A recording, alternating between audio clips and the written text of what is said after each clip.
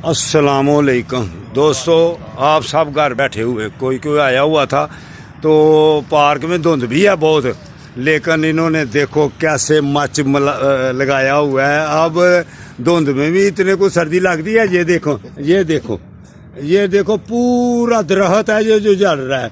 तो ये आप साहब इसके मजे ले रहे हैं। ये देखो ये देखो बेटा, ये देखो, ये देखा मच लगा हुआ। वो इतना जब लगा हुआ है मच तो सर्दी क्या कहे। तो आप भी आए हैं, इर्द गिर्द आग जल रही है। आप लोग आए, यहाँ पे आग भी है, सर्दी का कोई नामो निशान नहीं। अल्हम्दुलिल्लाह, हाँ बिल्कुल, बाबा जी के साथ बात करें आप लोग। हाँ जिंदाबाद।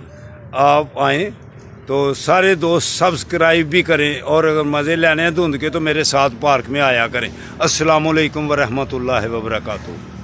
निकलना पड़ा